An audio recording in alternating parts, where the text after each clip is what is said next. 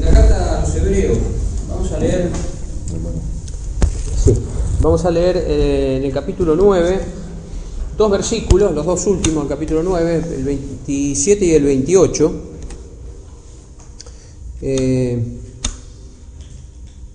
Para que el Señor nos hable a través de su palabra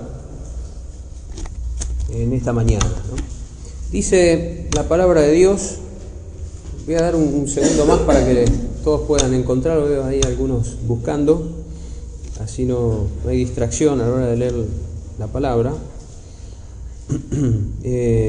No hay dudas de que estamos en los últimos tiempos y el regreso del Señor está cada vez más cerca, sin crear ningún tipo de psicosis al respecto, pero sí siendo conscientes de que cada vez está más cerca, ¿no? Y debemos estar preparados y listos para encontrarnos con Él, porque acá, como dice su palabra, dice: y de la manera en que está establecido para los hombres que mueran una sola vez y después de esto el juicio, así también Cristo fue ofrecido una sola vez para llevar los pecados de muchos, y aparecerá por segunda vez sin relación con el pecado para salvar a los que le esperan.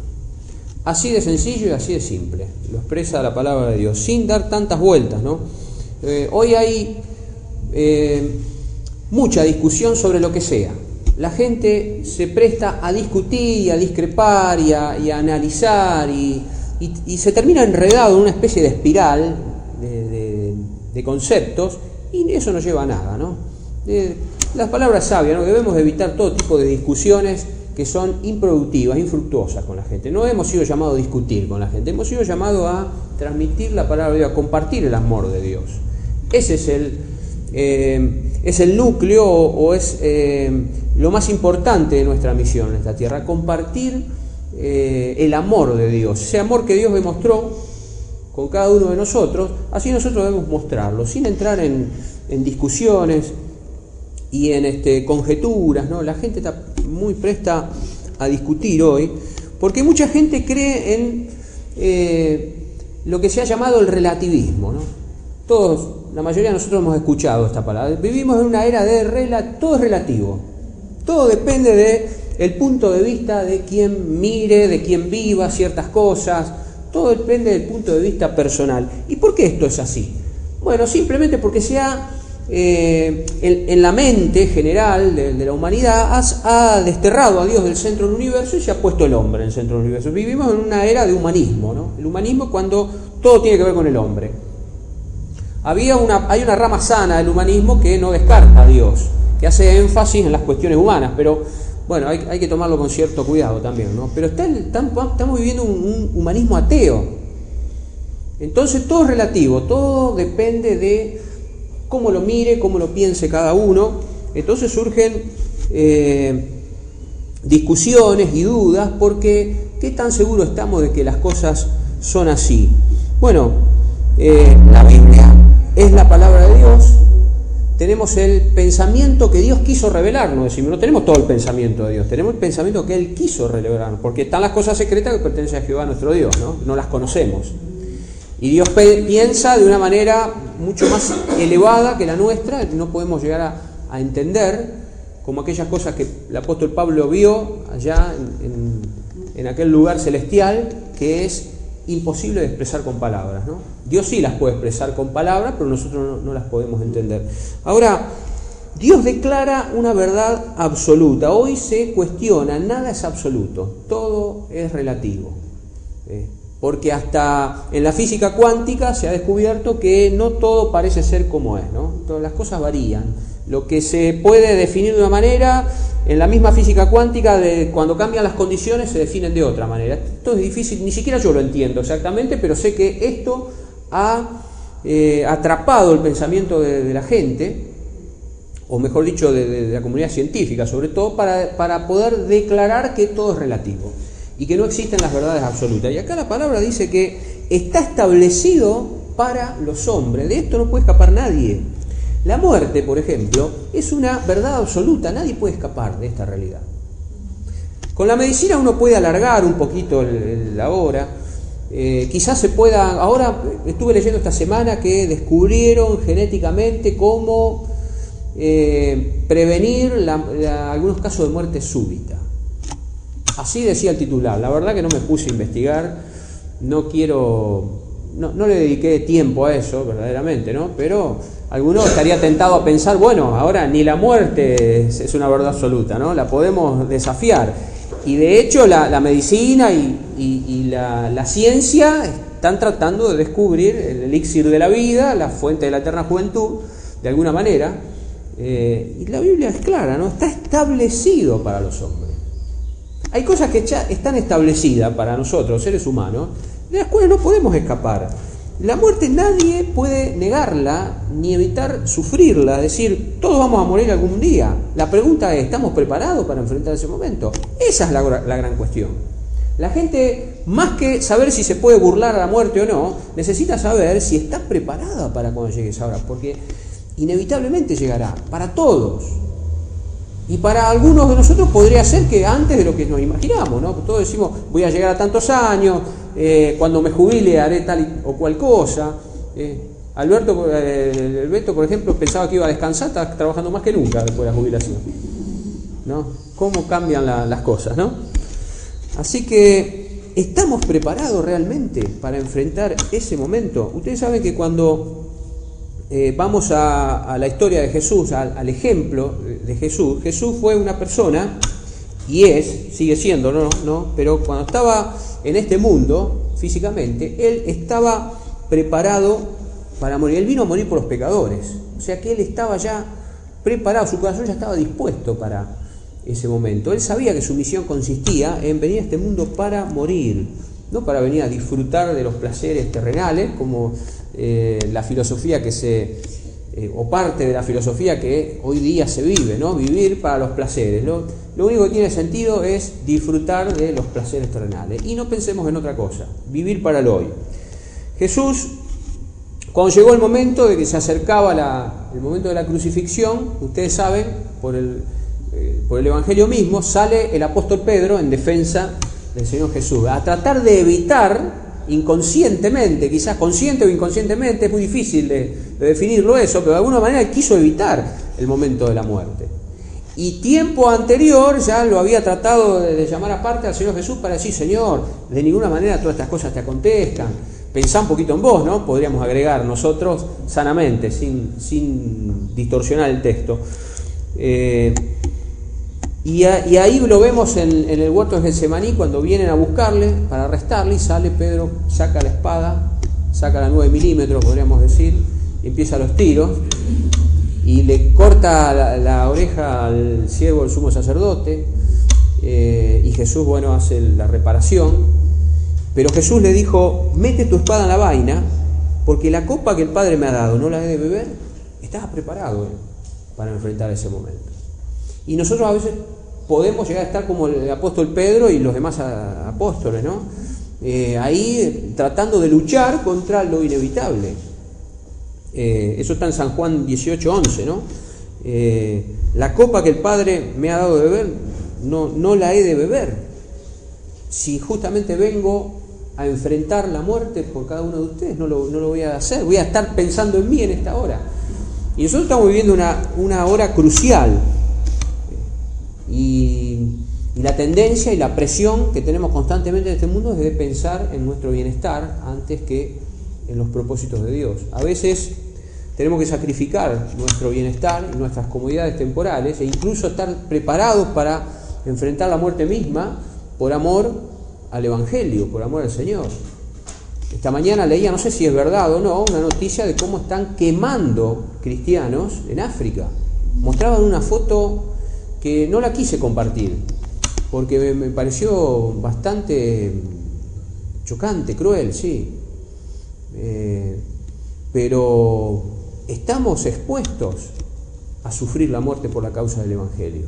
Ahora está sucediendo. Según esta noticia, el poder mundial, entre comillas, está escondiendo todas estas informaciones.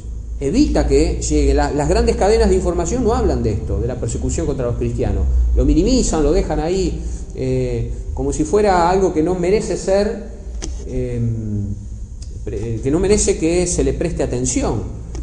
pero por lo que podemos deducir es una de las más grandes injusticias que está sucediendo en estos tiempos. Son genocidios, están quemando aldeas enteras con cristianos. La foto yo pienso que no era trucada. Ahora esa gente ¿habrá estado preparada para enfrentar esa hora? Quiero pensar que algunos sí y otros no sé. ¿Y nosotros? Dijo Jesús que el Hijo del Hombre, refiriéndose a sí mismo, no vino para ser servido, sino para servir y para dar su vida en rescate por muchos. Así que la visión que Jesús tenía de su vida era muy clara, pero también era muy clara la visión que él tenía en relación a su muerte. Y nosotros vivimos en una cultura que se evita todo lo que tenga que ver con la muerte. Todo lo que tenga que ver con la muerte se trata de tapar, ¿no? Incluso hasta los velorios duran poco ahora. Ustedes vieron que cada vez duran menos tiempo. En 3 horas se despacha todo, ¿no? Es más, en algunos casos ni siquiera se opta por no hacer velatorios. No digo que esté bien o que esté mal, a mí tampoco me gustan mucho los velorios, pero me llama la atención. Antes moría alguien, sobre todo en zonas rurales, ¿no? Y era una semana de velatorio, no de velatorio, pero sí ¿cómo? Sí, de asado, ¿no? La Andricina habla mucho de eso, ¿no? De los asados de los velorios, que no era para celebrar, era justamente una cuestión práctica según la Andricina. Bueno, escuchen algún cuento de la Andricina y vamos a poder recuperar algunas costumbres perdidas. Pero ha cambiado eso, porque ha cambiado el modo de vida de la gente, en general, el ritmo de vida, ha cambiado todo. Dios te quiere dar una visión clara de tu existencia. ¿Para qué vivís? ¿Para qué estás exactamente aquí? Y también quiere que tengas la misma seguridad en relación a la muerte física hablamos, ¿no? En el caso de los cristianos, porque es muy importante que vos y yo tengamos un 100% de seguridad de nuestra salvación. ¿Por qué? Porque dice que está establecido para los hombres que mueran una sola vez y después de esto viene el juicio. Viene el juicio. Y se ha hablado tanto de esto y se ha manoseado tanto este tema del juicio, el juicio final, se lo ha llevado al cine, el cine de acción, de terror, de drama ha hecho millones y millones de dólares con este tema. Entonces la gente está enviciada de hablar de esto, ¿no? Y de que se ha amagado tantas veces con el fin del mundo y después no pasó nada. Entonces vivimos en una época de que no pasa nada, de impunidad. Cuando uno le quiere hablar de juicio a la gente dice, bueno, si ni siquiera se hace justicia con los juicios que se supone que deberíamos ver, la gente clama por justicia, deberíamos ver alguna expresión de justicia en nuestra sociedad, con los problemas de nuestra sociedad, y no lo vemos.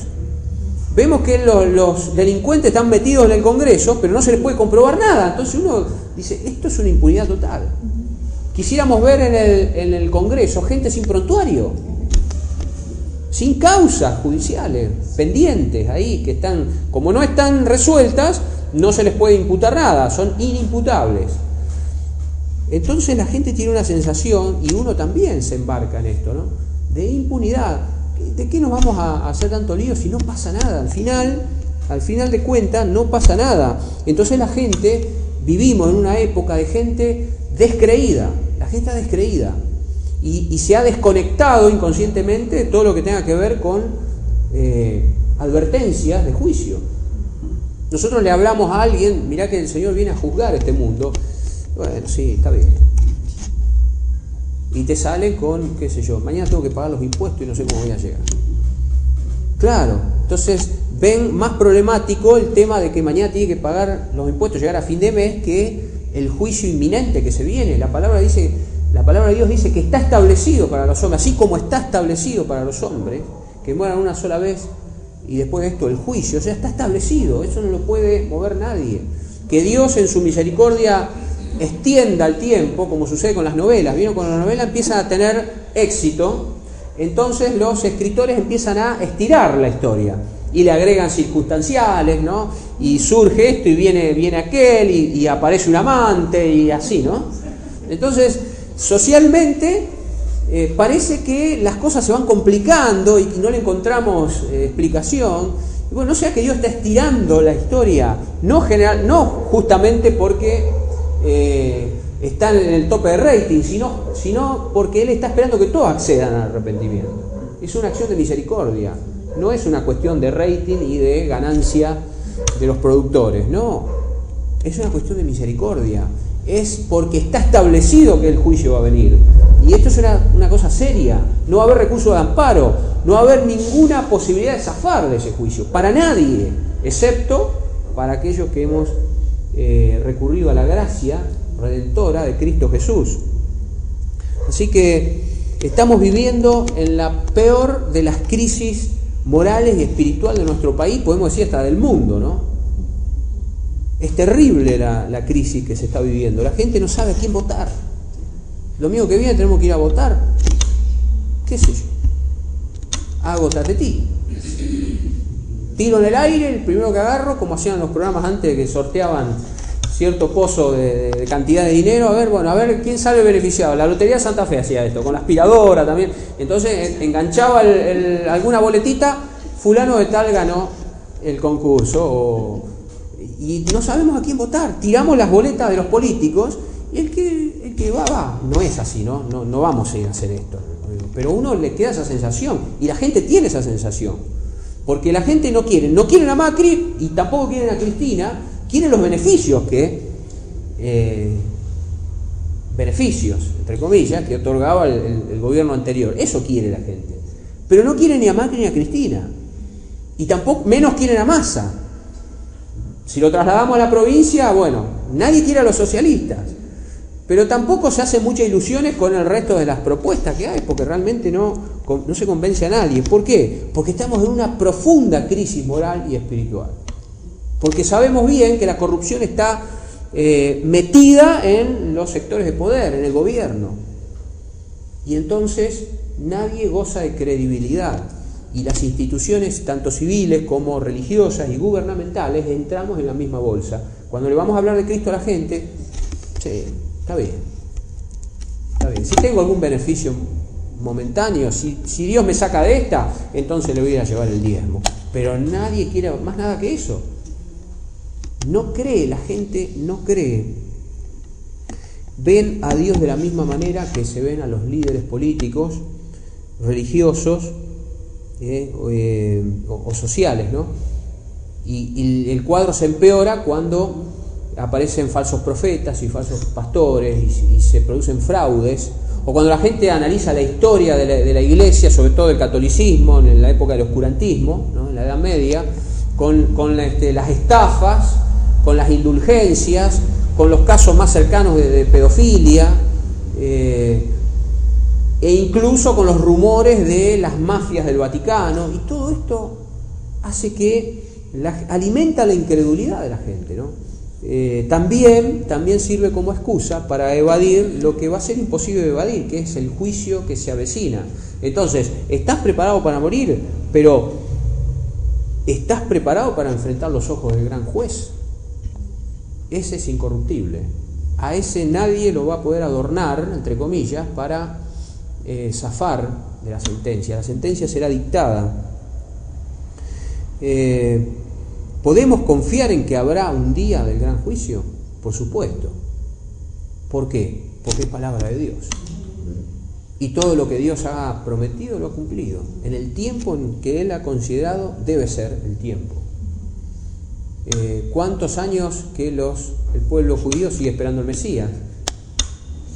Y Dios ya cumplió. Ahora dice que Jesús va a volver por segunda vez, pero ya sin relación con el pecado, ¿no?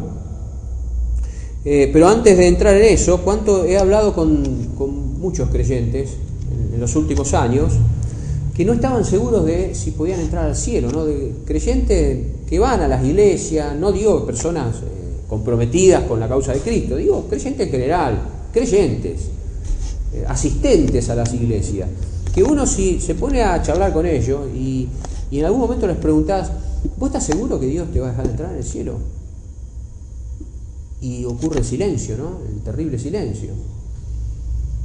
Porque, claro, hay cuestiones pendientes quizás, pecados no confesados, heridas que no se han cerrado, problemas que no han quedado tapados, y no ha habido quizás un encuentro genuino con Cristo, seguro, no quizás, seguro, porque cuando uno se ha encontrado verdaderamente con Cristo, uno tiene el 100% de seguridad de que va a entrar al cielo, porque hay gente que, asistentes a las iglesias, que siguen creyendo que la salvación es por obras, es por lo que yo le doy a Dios, por lo que yo hago por Dios, y si yo hice algo que está mal, entonces Dios no me va a querer. ¿Eso de dónde viene? Y eso viene de las tradiciones religiosas de antes, ¿no? Si son tradiciones, son de antes. Pero de tradiciones religiosas, conceptos religiosos gastados que la gente ha adquirido para sí por cultura. Y quizás no han sido adoctrinados como corresponde, ¿no? Cuidado con eso. Tenemos que estar preparados para enfrentar los ojos del gran juez. Entonces, cuando estemos ante las puertas del cielo, saber que tenemos derecho a entrar. ¿Por qué? Porque el Señor Jesús murió en tu lugar y en el mío. Cristo fue ofrecido una sola vez para llevar los pecados de muchos, dice la palabra de Dios. La sangre de Cristo te limpia de todos tus pecados, los pasados, los presentes, los que cometiste ayer, ya es de pasado, pero los que probablemente cometiste hace un rato o ahora o dentro de las horas que siguen. Algo vas a decir que no le va a agradar a Dios, seguramente. Algo vas a decir o hacer que va a ofender a algún otro, o te va a perjudicar a vos mismo. Y esos son pecados. Y Cristo murió por todos esos pecados. Él ya pagó con su sangre. Lo que se afecta es nuestra comunión con Dios. Y a veces quizás podemos estar ahí, ¿no?, atrapados por una idea errada, equivocada, de que Dios, cometí algo, Dios no se había enterado que yo pequé. Tenemos esa idea, ¿no? Es como esa historia de esa niña que está jugando al vóley con sus amigas y en un momento le toca ir a buscar la pelota que se había caído en el medio de un terreno lleno de barro. Entonces quiso ir a rescatar la pelota, pero el barro era tan denso, tan pegajoso, que se quedó en el medio del charco de barro, y si se movía perdía el equilibrio. Entonces empezó a pedir socorro, y la escuchó su papá, que estaba por ahí no muy lejos, y entonces su papá acudió a rescatarla, pero fue sabio, ¿no? Buscó unas tablas de madera que las tendió sobre el barro, y para poder llegar a su hija, y cuando llegó a su hija la puso sobre las tablas. Y imagínense la alegría de esta niña cuando pisó suelo firme, ¿no? Y bueno, el pecado es como ese barro, y uno a veces se empantana, ¿no? Pero nuestro buen Padre Celestial ha tendido las tablas de la cruz de Cristo, ¿no?, para que nosotros podamos salir de esa situación. Y esas tablas están permanentemente a nuestra disposición. Y hay creyentes que se piensan que esas tablas todavía no están las 24 horas colocadas, ¿no? O hasta que no haga confesión de pecado, el Padre no va a extender las tablas para salvarme. Ya las tendió. Yo tengo la posibilidad de pisar sobre esas tablas y salir de ese lugar. Del pecado temporal que me asedia, de las tentaciones que muchas veces puedo llegar a ceder y a caer en tentación, o a equivocarme, ¿no?, a errarle al blanco y pecar. Entonces las tablas están permanentemente tendidas, y nosotros no debemos perder tiempo en analizar cuán pegajosamente estamos ahí atrapados en el lodazal. No, salgamos, olvidémonos del barro. Pisemos las tablas de Cristo y vayamos a terreno seco y firme. Dios quiere guiarnos a terreno seco y firme. Y cuando clamamos y pedimos ayuda, el Señor nos recuerda que las tablas están tendidas. Y entonces nos da la fuerza y nos da el ánimo y la fe para pisar sobre las tablas de Cristo. Porque si no, la tendencia es andar sobre nuestro orgullo, ¿no? Y tratar de salir de ese barro como podamos en nuestra fuerza. Y sabemos que eso es imposible. Moriremos en el intento. Así que si permanecemos en comunión con Cristo, Él nos enseña a vivir sin el pecado, ¿no? Sin pecar, y a vivir fuera de ese barro. Nos enseña a vivir de una manera diferente. Y dice el pasaje finalmente que debemos tener la mirada puesta en la segunda venida de Cristo, ¿no? Cristo fue ofrecido una sola vez, el versículo 28, para llevar los pecados de muchos, y aparecerá por segunda vez sin relación con el pecado para salvar a los que le esperan. Y uno se pregunta, si aparecerá sin relación con el pecado, ¿por qué dice que vendrá a salvar a los que le esperan? ¿No nos salvó ya del pecado? Y sí, por supuesto, Él ya nos salvó. Está hablando de la última parte del proceso de salvación. El proceso de salvación es cuando llegás a Cristo y le recibís en tu vida, sos justificado. Justificación. Y después Él te enseña a andar en santidad, el proceso de santificación en el cual estamos todos, a caminar sobre las tablas de Cristo. Y después viene el proceso de glorificación, es el último, cuando Él nos venga a buscar y nos lleve al estado eterno y haya mudado este cuerpo de muerte en un cuerpo celestial. Ese es el estado de glorificación. Entonces, Él vendrá a salvar a los que le esperan en ese sentido, ¿no? Vendrá a completar esa salvación dentro de lo que es lo temporal. Tiene que ser, todavía estamos esperando que se complete. No es que nos falta, ya tenemos la plenitud del Señor en nuestro corazón, espiritualmente lo tenemos todo, pero falta que se complete en el tiempo y en la historia ese paso, ¿no? La glorificación, y es lo que esa es nuestra expectativa. Por eso debemos tener puesta nuestra mirada en la segunda venida de Cristo. Allí tiene que estar puesta nuestra mirada, no en los tribunales de justicia humano que decimos, bueno, no pasa nada, ¿dónde está Dios que no hace justicia? Ya va a venir la justicia. Dice que nosotros aguardamos cielos nuevos y tierra nueva donde mora la justicia. Es decir, que si hay un cielo distinto de este y una tierra distinta de esta, donde ahí mora la justicia, quiere decir que acá no mora, no habita la justicia. Entonces, dejémonos de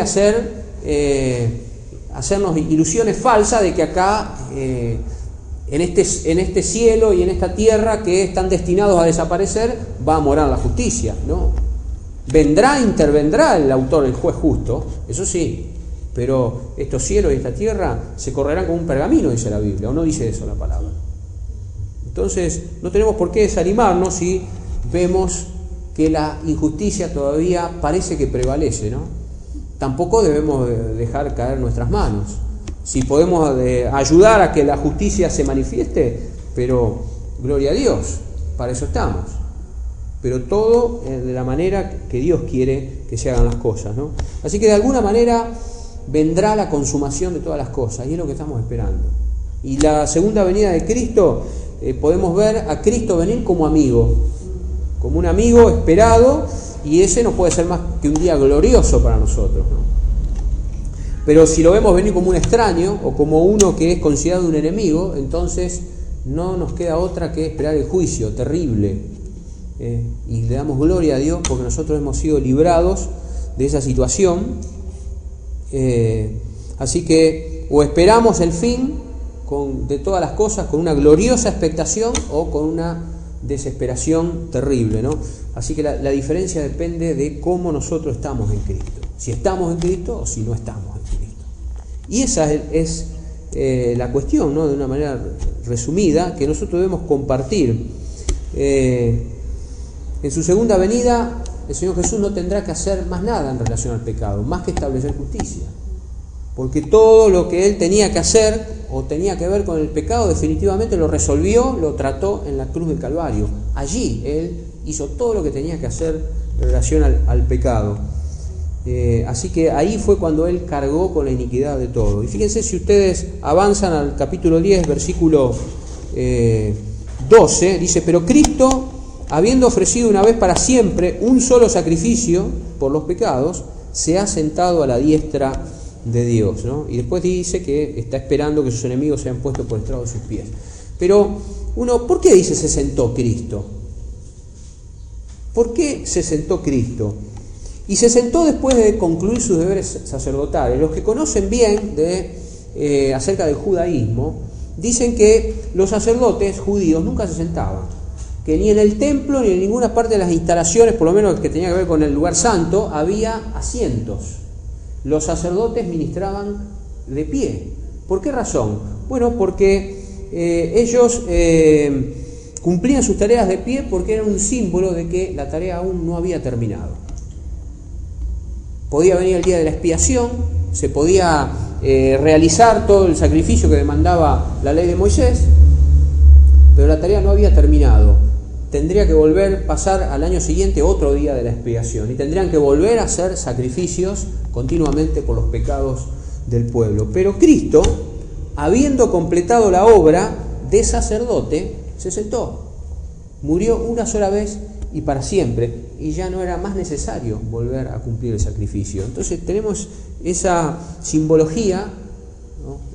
Esta simbología que rescatamos del Antiguo Testamento y que el autor de Hebreos compara la diferencia del sacerdocio arónico a la diferencia del sacerdocio de Cristo, y acá vemos, ¿no?, que realmente el Señor ya hizo la obra por nosotros, ya lo hizo todo por nosotros, y nosotros podemos gozar de esta relación fresca con el Padre, esta entrada amplia y generosa al trono de la gracia.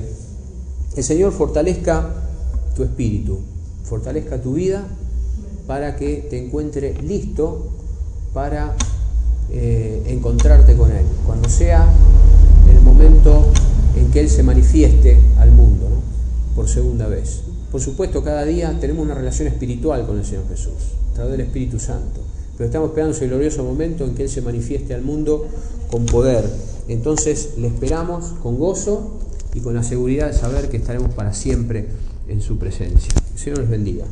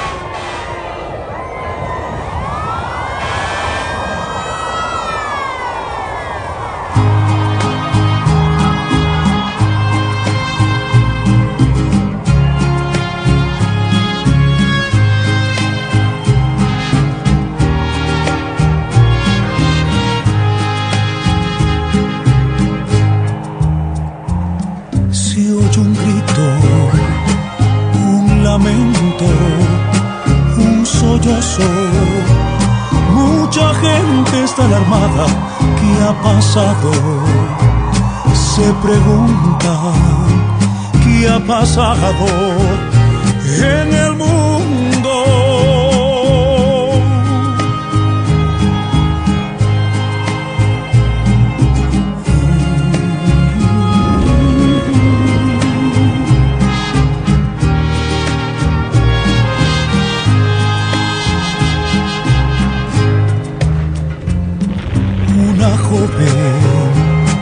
Va gritando, mamá. Un esposo va buscando su familia.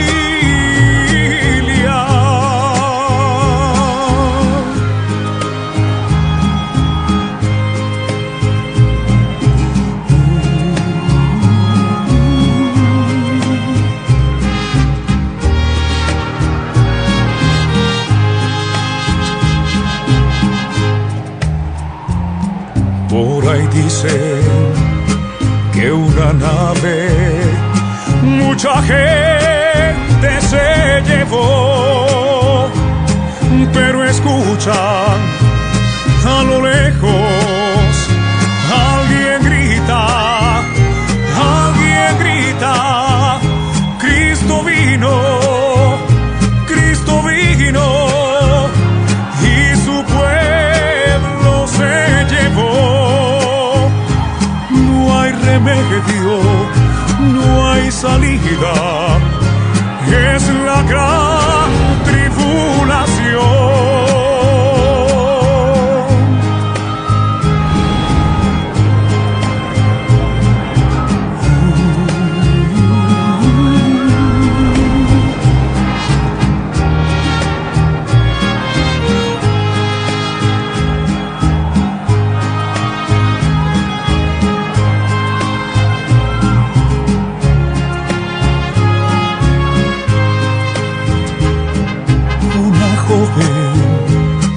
Va gritando, mamá. Un esposo va buscando su familia.